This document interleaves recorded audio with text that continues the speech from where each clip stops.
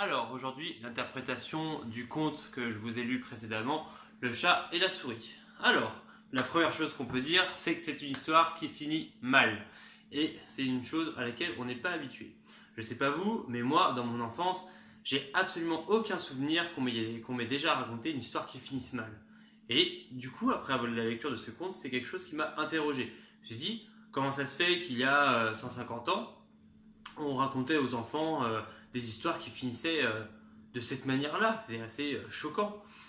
Et en réfléchissant, je me suis dit, euh, la société de spectacle dans laquelle on vit, en fait, ne doit pas nous habituer à ça parce que elle préfère nous habituer à un système où les méchants, en fait, quels que soient les méfaits qu'ils commettent, en fait, sont toujours punis naturellement et instinctivement.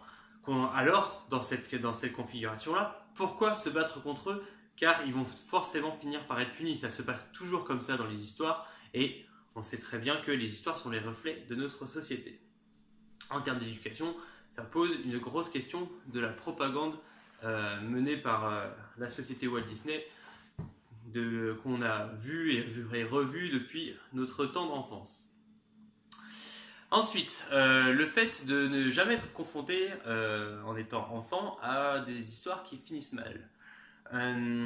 Ça nous laisse assez faibles face aux injustices que la vie nous apporte naturellement. Donc,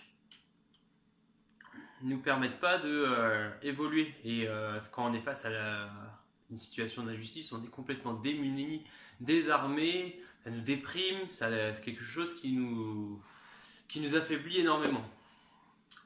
Voilà pour mon petit avis sur les histoires qui finissent mal et leur trop grande rareté, selon moi, dans notre société d'aujourd'hui. Alors, revenons au conte et je vais continuer en parlant du comportement du chat. Manifestement, donc le chat est un mauvais personnage, un menteur pas très imaginatif et pas très,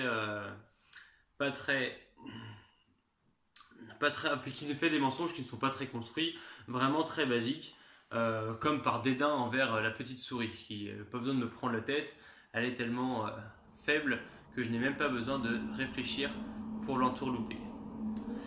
Ensuite, comme pour justifier son comportement, en fait, une fois que la petite souris lui pose une question, lui dit mais tu sais toi dans ta famille t'as aussi un nom assez étrange et qui invite à un comportement pas très sain. Donc malgré le fait que lui se sent pas très bien et du coup pointe du doigt la petite souris comme en rejetant la faute sur elle pour se dédouaner et justifier son comportement. Ensuite, tout au long de ses méfaits, on voit qu'il est de plus en plus mal à l'aise, qu'il n'est pas très fier de son attitude ni de son comportement. Donc c'est quelque chose qui amène forcément à une fin violente et complètement instinctive et dénuée de toute réflexion, car en situation d'anxiété et de stress, on a rarement un comportement réfléchi. Ensuite, le comportement de la petite souris. C'est un personnage qu'on voit peu, mais ce qu'on peut dire d'elle, c'est qu'elle est naïve, soumise et faible face au comportement du chat. Mais malgré tout, elle a une fin digne, un dernier sursaut de courage et de bravoure avant sa fin triste et malheureuse.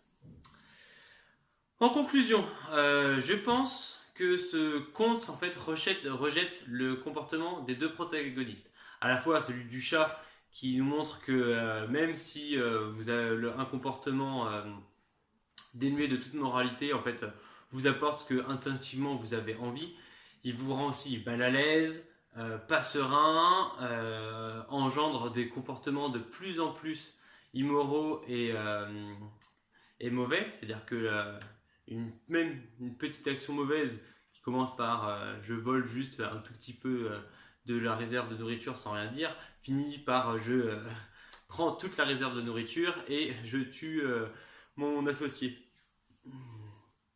Ensuite, rejette aussi les comportements de la souris qui est loin d'être bête, mais sa naïveté, enfin, loin d'être bête, qui se doute de quelque chose, mais qui est tellement soumise et naïve parce qu'elle veut croire au bon comportement et au bon sens de son associé le chat, en fait, ne dit rien, reste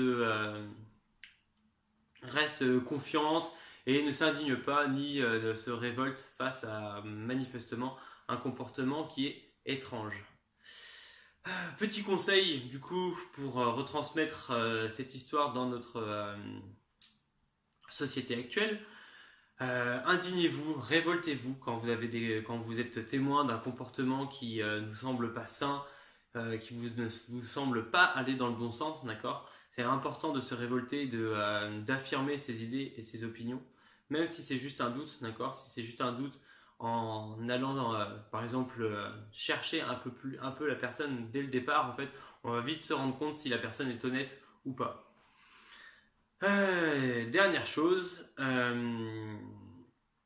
n'adoptez pas le comportement du chat. Vraiment, même si on pourrait le croire victorieux à la fin de l'histoire, pendant tout le déroulement, on voit bien qu'il est mal à l'aise, qu'il a une faible estime de lui-même. Donc, n'adoptez pas le comportement du chat malgré sa fin victorieuse. D'accord? Le plus important, c'est le chemin et c'est pas le résultat. Voilà, c'est tout pour aujourd'hui. Je vous retrouve demain. Salut!